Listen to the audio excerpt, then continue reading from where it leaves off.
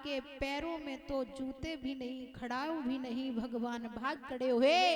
राधा जी ने जवाब दिया है कि प्रभु आपकी बहन उतनी देर से रो रही, लेकिन तब तो तुम नहीं गए, लेकिन अब तुम एकदम भाग खड़े हुए, ऐसा क्यों हुआ? जवाब दिया है कि हे द्रौपदी, बहन ने हमारे लिए एक उपकार किया था। अरे जब मैं शिशुपाल का वध कर रहा था उस समय चक्र की धार से हमारी अंगुली कट गई थी। द्रौपदी ने अपनी स्वाग की साड़ी को फाड़कर हमारी अंगुली में चीर बांधा था। मैंने भी तब प्रण किया था कि हे बहन, एक चीर के बदले में अगर मैंने हजारों चीर तुझे नहीं दे दिए तो मैं मैया यशोदा बाबा नंद का पुत्र नहीं हूं। आज भैया द्रौपदी ने उन पतियों की आस को छोड़ा, भगवान की आस को अपने दिल में धारण किया और भगवान के लिए खड़े होकर के पुकार लगा रही है श्याम कि आस टूटी मेरी तू आस बंधाने आजा। हे भैया, हमारी इन पतियों से आस टूट चुकी है, सिर्फ तेरी आस बची है, मुझे धीरज बंधाने के लिए आजा। कि आस टूटी मेरी तू आस बंधाने आजा। आज बहना की अपनी लाज बचाने आजा। आज बहना की अपनी लाज बचाने आजा।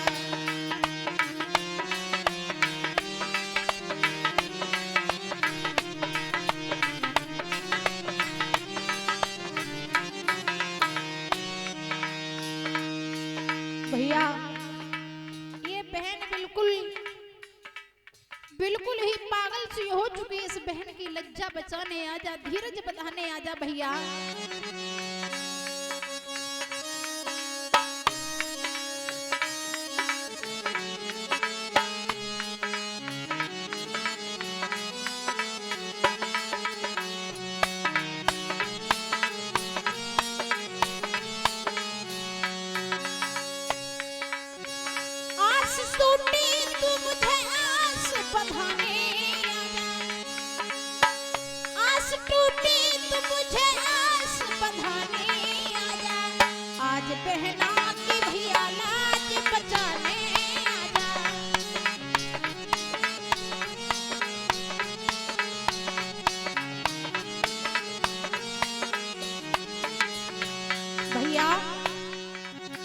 चक्र की धार से जब अंगुली तेरी चीर दिया, भैया चक्र की धार से जब तेरी अंगुली चिर गई थी उस समय मैंने क्या किया था? चक्र की धार से जब अंगुली तेरी चीर दिया तो कटी अंगुली मैंने चीर अपना बांध दिया।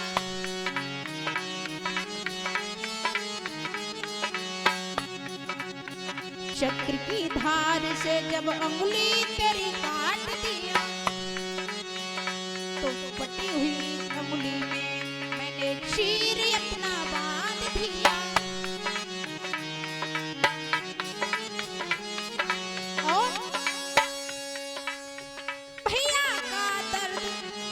भैया का दर्द मेरा हृदय मेरा चीर दिया।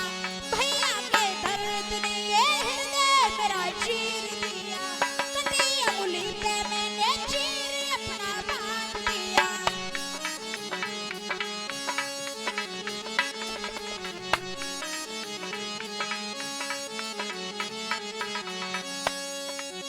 भैया के दर्द ने ये हृदय मेरा चीर दिया।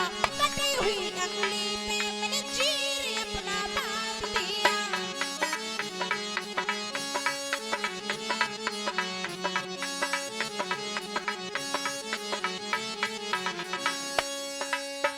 चीर से चीर का तो कर्ज चुकाने आजा।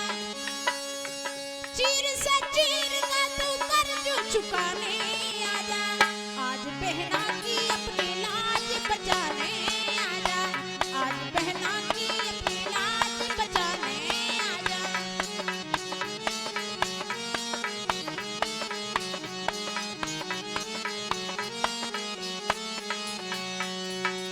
भैया, एक तो उपकार ये तुम पर है और दूसरा उपकार है दुर्वासा ऋषि पर।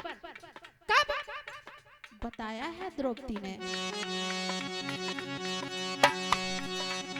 ऋषि दुर्वासा पानी में जब बहा चीर। एक बार दुर्वासा ऋषि तपस्या कर रहे थे, एक नदी के किनारे पानी ऐसा आया कि दुर्वासा ऋषि का चीर बह गया। और जब दुर्वासा ऋषि नहाने के लिए गए नदी पर, उनका चीर जो था बहा गया। तो द्रौपदी ने क्या किया? ऋषि दुर्वासा का जब पानी ने चीर बहा दिया, चीर का मैंने उनको अपना तब चीर दिया।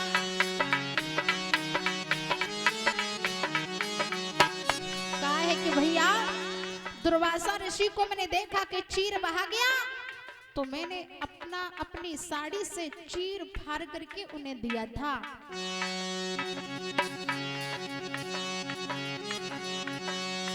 ऋषि दुर्वासा का पानी में जब चीर बहाया, चीर कर मैंने उनको अपना तब चीर दिया।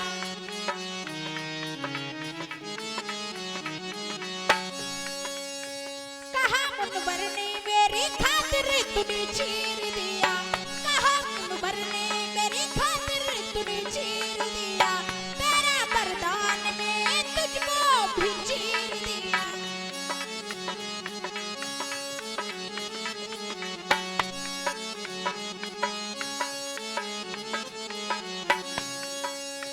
कहा मुनवर ने मेरी खातिर तूने चीर दिया, मेरा भी वरदान तेरा चीर कभी नहीं बचा।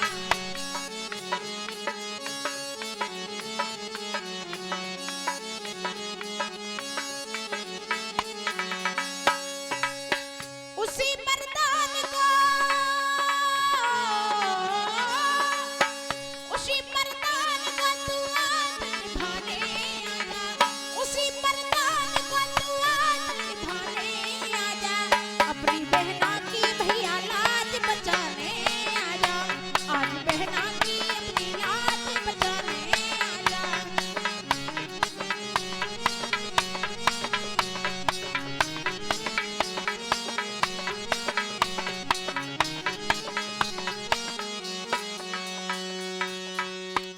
द्रौपदी ने जवाब दिया है, भैया मेरी लाज बचाने आजा।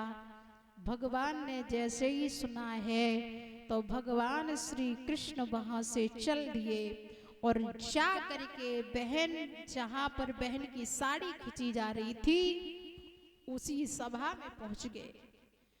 एक तरफ दुशासन साड़ी को खींच रहा है तो दूसरी तरफ से भगवान साड़ी को बढ़ा रहे हैं।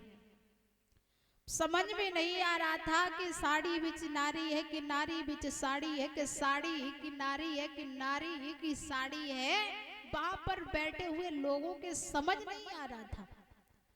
दुशासन चीर को खींचता खींचता खींचता खींचता थक गया, लेकिन आज द्रौपदी के शरीर से चीर नहीं हटा।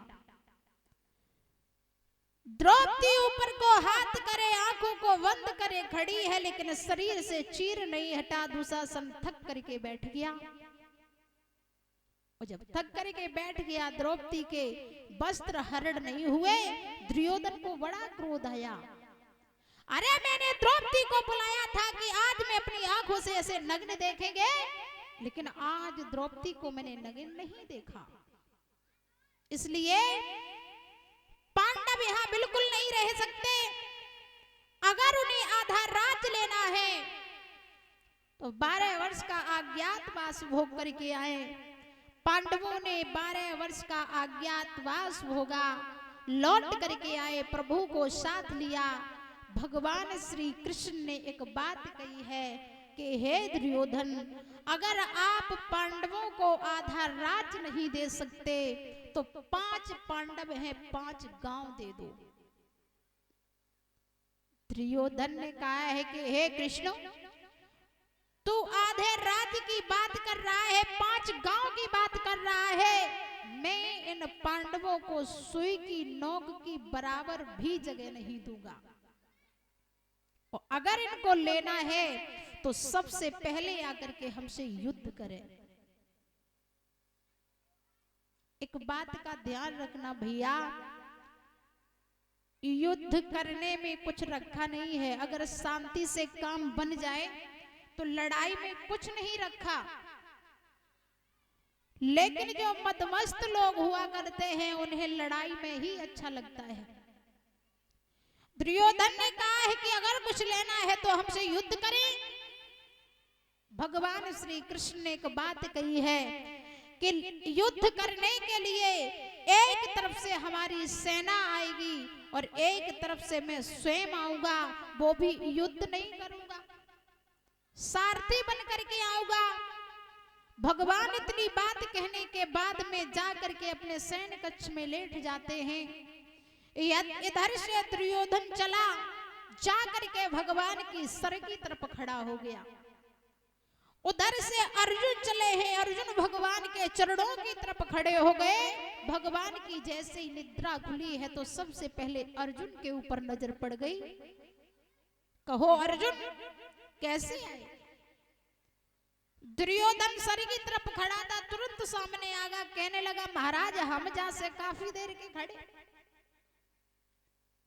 भगवान ने जैसे ही टेढ़ी नजर करके देखा, और एक बात का ध्यान रखना कि जिस पर भगवान की ही नजर टेढ़ी हो जाए उसे दुनिया में कोई बचाने वाला नहीं है। भगवान ने कहा है कि कहो दुर्योधन क्या लोगे? जवाब दिया है कि हे कृष्ण हमें तुम्हारा